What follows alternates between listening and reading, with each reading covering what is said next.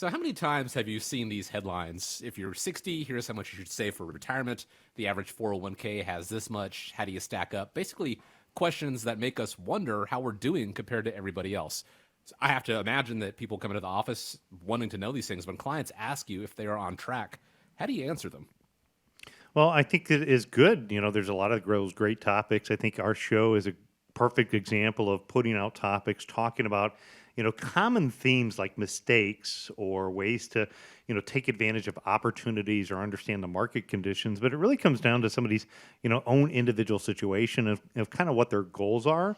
I know that to me, I think if we look at the typical person that we work with, somebody who saved up a couple $100,000 towards retirement time, has to figure out how to try to get the most amount of income from Social Security, might even be blessed to have a pension. There's some common themes that they want to have to make sure that they know that they're on track. And, it's our job, I think, to use the tools and resources to try to help answer that question, try to help them avoid any type of blind spots that they may be facing. Really try to be transparent about, what is a realistic withdrawal rate in retirement time, or say, hey, you're spending too much right now. This is going to cost you in the long run if you continue that trend, or you're taking too much risk. So when clients ask us, are we on track? We have the ability to answer that. But I would also say that, to me, not all retirement plans are built the same way.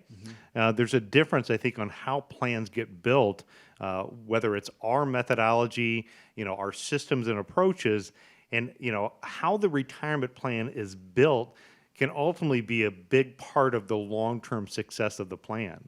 Yeah, I agree.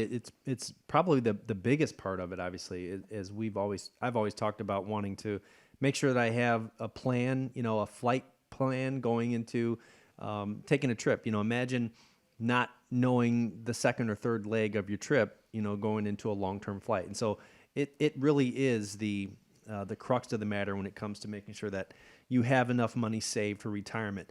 I'm just kind of thinking back to some of my classes that we took at Bowling Green State University for the CFP, and one of the biggest, most impactful classes or concepts that I learned there as it pertains to financial planning was the retirement replacement ratio.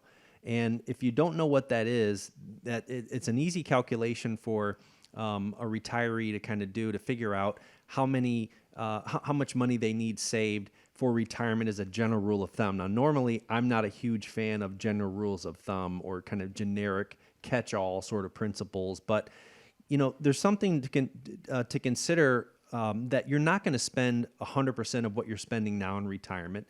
You're not going to be saving for your 401k. You're not paying your FICA taxes. And we go through a calculation, your mortgage is going to be paid off.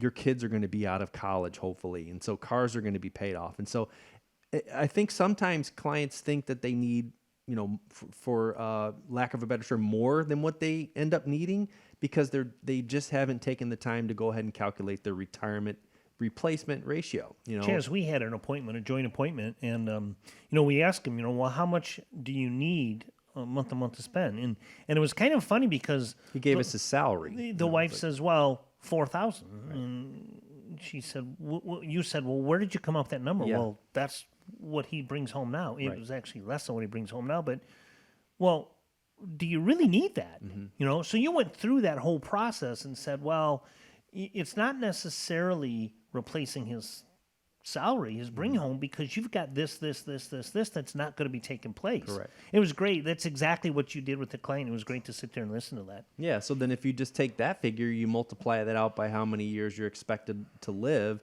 that's a great estimate. But then that's not taking into consideration the time value of money. We have to have a conversation about inflation and how do we solve for that. And that can be a big factor, Nolan, as you know. Inflation is one of the major tools or one of the major threats to any financial plan that I think we can help people solve for. It really is. And, going through it, looking just at the answer of inflation, I mean, we took a trip home from that golf outing last weekend, and we stopped by a restaurant to grab, some lunch. And, if you look at some of the prices at some of the restaurants today, I mean, inflation is a real deal. And it's important to factor that into the equation when we're looking at, how retirement plans are not built the same and what is going to be the biggest impact on your situation. I go back to one of the technologies, and on this one technology that we do, we look at the probability of success of somebody being able to reach their retirement goals. It'll run 2,000 or so different scenarios, and it looks at what if health insurance costs goes up? What if inflation stays high? What if the market crashes right away?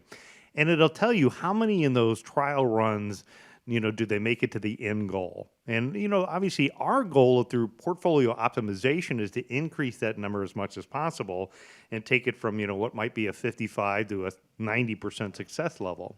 The tab that I love the best is it shows, what the biggest disasters are to impact somebody. So it could show you that if Social Security drops 20%, like what they're going to talk about and what they've been talking about in 10 years, here's the impact that that has. And by knowing those things, it allows us to custom build individual situations and solutions for that family based upon what can be the biggest impact.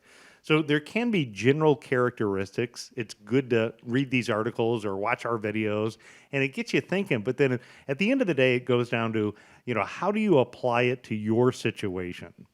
And I would say knowing the numbers, and making sure that you're not just using general rules of thumb. It's good to have a general idea as you're going into retirement planning, but kind of taking it back full circle. One of the biggest threats or failures that we see in financial planning is people just, relying too much on the general rule of thumb, spitballing, if you will, not actually knowing their numbers, taking the time to sit down with an advisor, because it may actually be that they're concerned unnecessarily, just being uninformed, kind of using the old put your head in the sand ostrich sort of example, and just assuming that you've done the right things and you're saving the right amount because you're putting in the 3% match in your 401k.